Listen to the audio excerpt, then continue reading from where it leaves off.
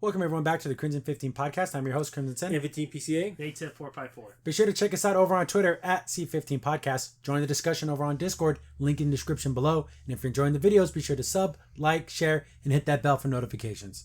The trailer came out a little bit ago and I forgot about it, but I made sure to remember to talk about it. Terror on the Prairie, Gina Carano, done by the Daily Wire. And I know, conservatives. Guys, this is like a cool Western. Guys, just let all that go. If you like Westerns, this looks pretty damn intense. Yeah. And the production qualities are high. I love the grittiness of it. That's what got me too, was everyone looks dirty and stinky. Because that's what people would look like in the Wild West. Like, you see these cowboy dudes and they look like they haven't seen a bath in about 3 months. Right, and then if you live on the prairie, you don't see a lot of people, so there's always that eeriness of like... Every stranger... It could be whatever, you don't even know. Because that's the beginning of the trailer. You see her, she walks out. It's like Native Americans. Yeah, and it's like, oh my goodness. What's going on? But it looks like one of the women, they might be injured. She's delivering a baby. It looks like it, and they're like, what is going on? So she helps them, and then you see like some other people show up, and then she gets attacked, and these other kind of cowboy-looking dudes like, oh, your sins are caught up with you.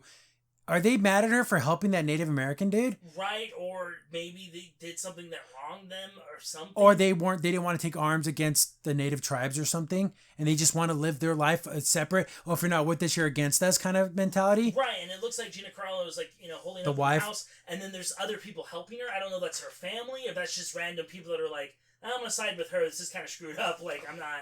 But it looks gritty.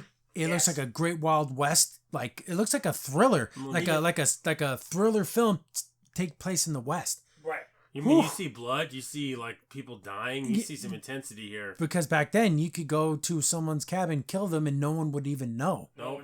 Yeah, it's not like, oh, there was gunshots and I heard them. You're in the middle of nowhere. Right. Someone was hunting at that point. And you're just some other, maybe some rancher's wife, and you're just trying to live your life, and these guys show up and you see her, like they're outside the house and they're like basically saying, oh, we're coming to get you, and she's gunning up, she's Ramboing up, right? And like, oh man, there's going to be a shootout at the end of this freaking movie. It's going to be ridiculous. Crazy. This movie looks cool, guys.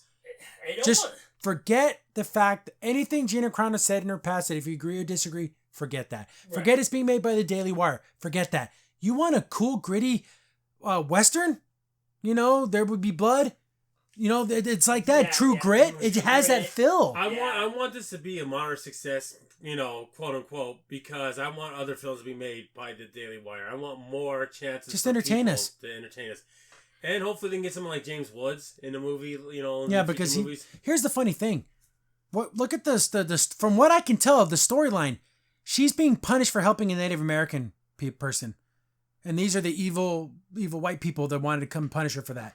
Isn't that a storyline you would like if you know what I'm trying to say? But they can't take out the Gina Carano and Daily Wire. Hey guys, this looks intense. Again, like this the whole time, I am so worried for her. Right. But you know what though?